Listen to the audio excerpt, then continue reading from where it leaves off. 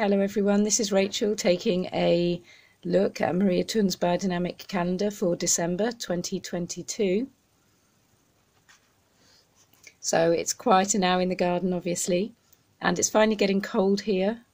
I hope it is with you too. Finally feels like winter. Okay, so there's not much sowing to be done at the moment, but one of the first things that I look at when I go to the calendar is the new moon, full moon, and where that lies in the month.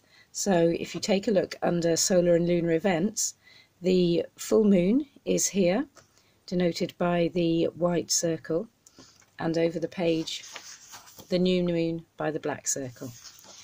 And there's not really any sowing to be done at the moment, but you might want to be putting in some peas perhaps in pots, or maybe some sweet peas, things like that. So if you are still wanting to sow, then generally a really good time to do that is the week preceding the full moon.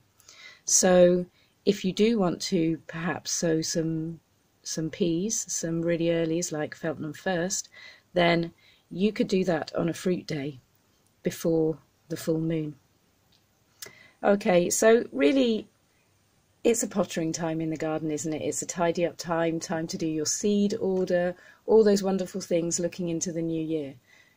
Some people still plant shallots on the solstice, essentially. So if you are still wanting to be planting or even transplanting, so maybe putting in bare root trees or fruit bushes, then you need to be looking for the Northern Hemisphere at this green line here, the Northern Transplanting Time, and that goes over the page here as well. So Northern Transplanting Time and this pink line here, Southern Transplanting Time, that is a 2-week rhythm which basically outlines the ascending and descending moon. So Northern Transplanting Time, which is a time that we use in the Northern Hemisphere, is when the moon is descending in the sky. And so this time is very beneficial for doing anything with the soil. So you could be top dressing, you could be transplanting or putting plants into the ground. So Northern Transplanting Time, if you were going to be putting in your bare root fruit trees or your fruit bushes, then you would want to use a fruit time in Northern Transplanting Time. Now, Northern Transplanting Time is also a great time to do your pruning of fruit bushes and fruit trees. So again, you would use a fruit time, a fruit day for that.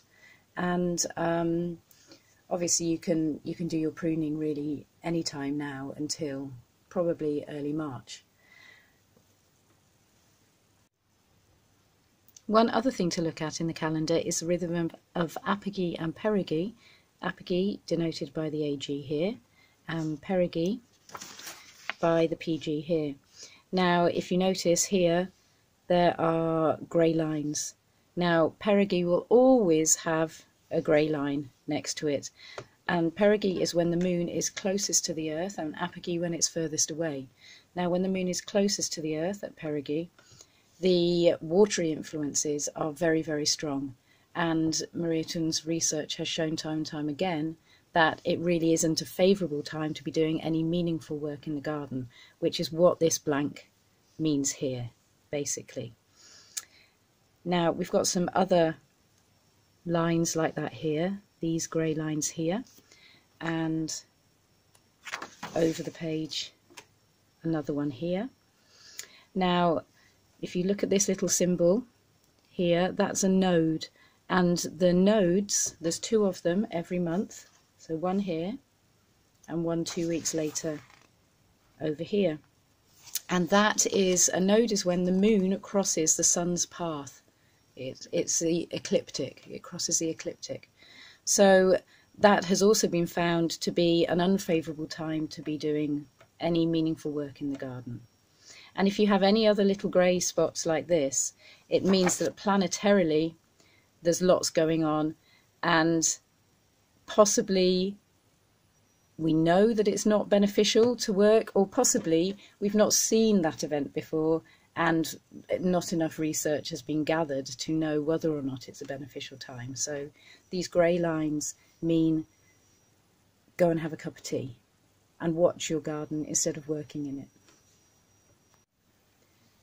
So you can still be tending all your plants that are in the garden, and actually it's been so mild, for me at least, there's still quite a lot of weeding to be done. So you can still use this rhythm of leaf, fruit, flower and root to tend your plants. And actually, when it's quieter, it's sometimes easier to use that rhythm.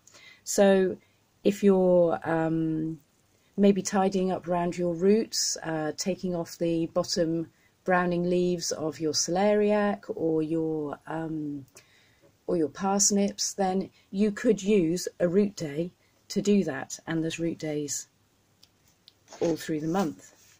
You could also use those root days for ridging up carrots and beetroot if you're leaving them in the ground, and if you are doing any hoeing, then choose the day in the calendar for the plant that you want to hoe. So if you're tidying up around your salad vegetables, so weeding and then maybe hoeing, then you'd use a leaf day. And if you are wanting perhaps to mulch and weed round raspberries or fruit bushes, you could use fruit days. So this is not essential to do this, but it's a bit like the icing on the cake, basically. Now, this is going to be a fairly short video, but one thing that I wanted to talk to you about is a wonderful preparation that can be done. It actually happens in January. It's called Three Kings Day, and it happens on January the 6th. And that is a boundary spray. So you take gold, frankincense and myrrh, you grind it, and then you stir it for an hour in water, and you spray it around the boundary of your garden or your farm. And it's a really wonderful gift to the land, and I find it an absolutely beautiful way to start the year. So if you want to do your Three Kings Day preparation, then you need to order that now, and the Biodynamic Association sells garden size packs as well as farm size packs, so you can order that. And traditionally on New Year's Eve is when you would grind the gold, frankincense and myrrh together. Now because of time restraint for me, I actually do the grinding and the stirring and the spraying all on Three Kings Day, which is the 6th of January. But there are two ways to do that. So you can do the grinding on New Year's Eve, and then you do the stirring and the spraying on the 6th of January, or you can do it all together. So don't forget to order that if it's something that you are interested in. You can learn more about it on the Biodynamic Association website.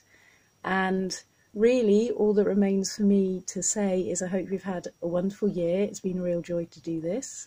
And have a beautiful Christmas and a Happy New Year.